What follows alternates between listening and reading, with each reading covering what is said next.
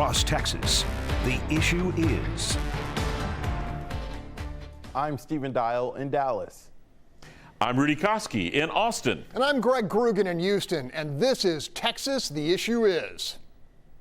The topic of abortion is back in center stage as a most recent case with a North Texas woman asking the state to get an abortion. Now some cities in Texas are trying to pass travel bans. I talked to North Texas State Senator Nathan Johnson, who's trying to block that. I mean, I need my trash picked up. I need a police force that's responsive. I need potholes fixed.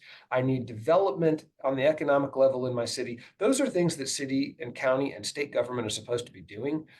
And this kind of stuff is just sucking up all the oxygen. And I think it's irresponsible governance.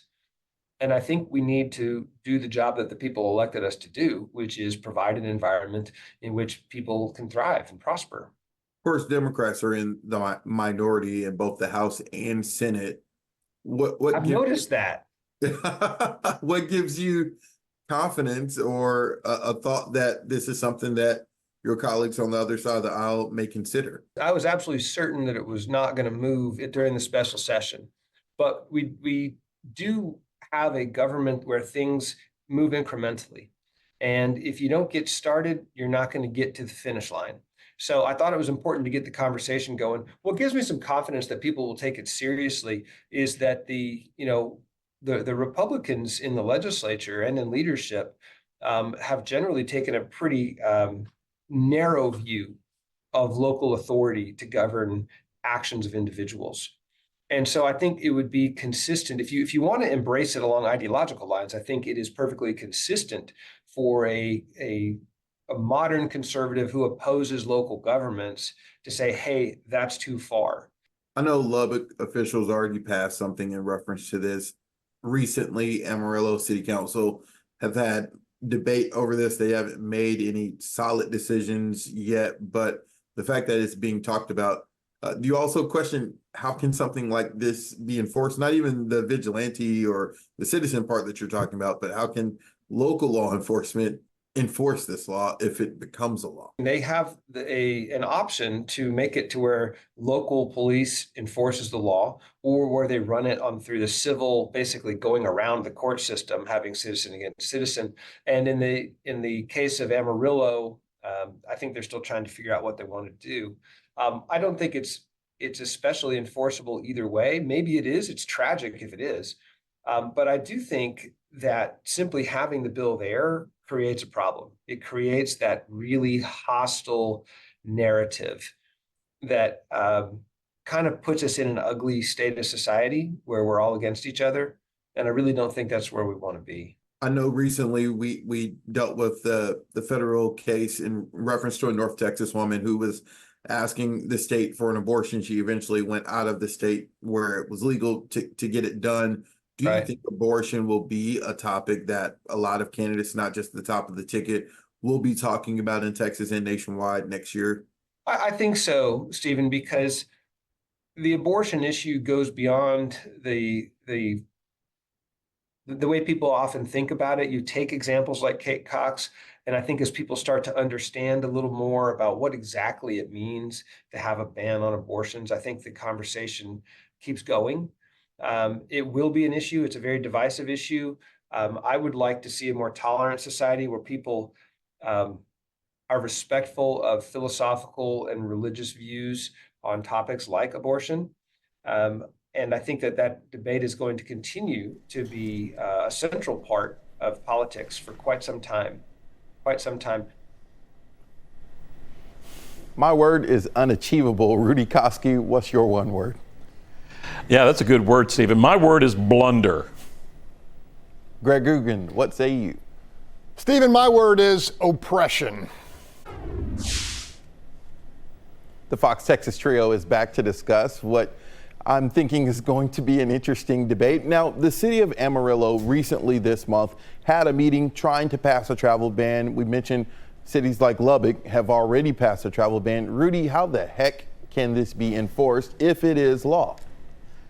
Wow, that's a good question. I know the senator thinks that one scenario is having the local yokel police department, run some type of patrols about this. I don't really think that that's going to happen.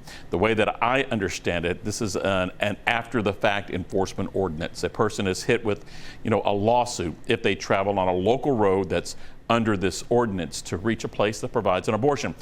No roadblocks by secret anti-abortion police. I don't think we're going to see that, but certainly some legal head-on collisions later on.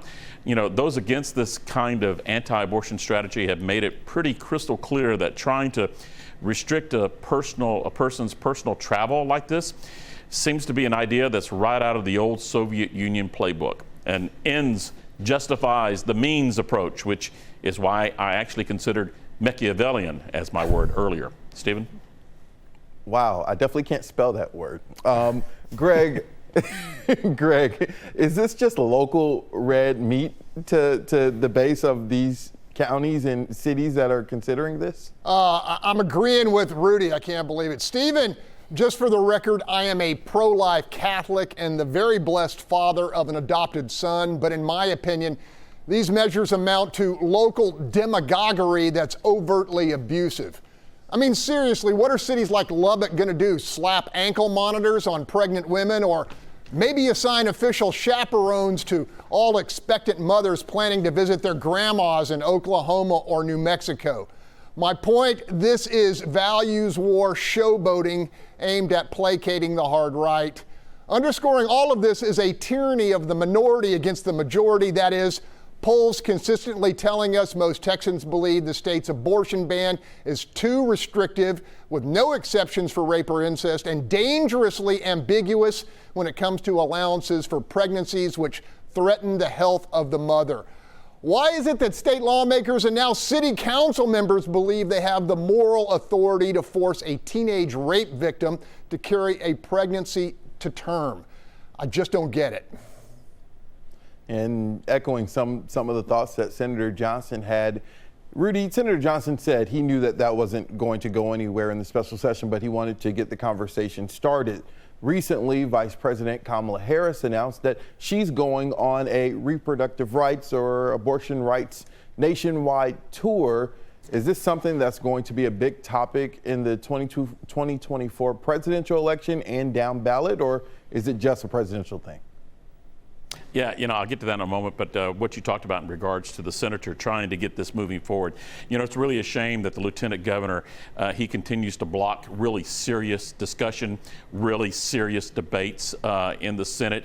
It really would have been nice to hear a legitimate discussion on this abortion issue and these travel bans and this is all on Dan Patrick, I think, and not getting that discussion out there and really clamping down on these local communities in doing this extreme measure. In regards to the other issue, in regards to presidential issues and campaign issues, it already is an issue. It's a big gift to the Democrats, who are getting hammered right now for Bidenomics, getting hammered for the open border crisis that they created, and for how obsessed they are with Donald Trump, that they're going down their own Machiavellian rabbit hole by willfully ignoring due process. So Democrats, they need a big distraction, right? And the abortion issue has already proven to be a winner for them. And remember, the Democrats have already used the Supreme Court Roe v. Wade reversal in the build-up to the 22 midterm elections that we had. Big rally cry.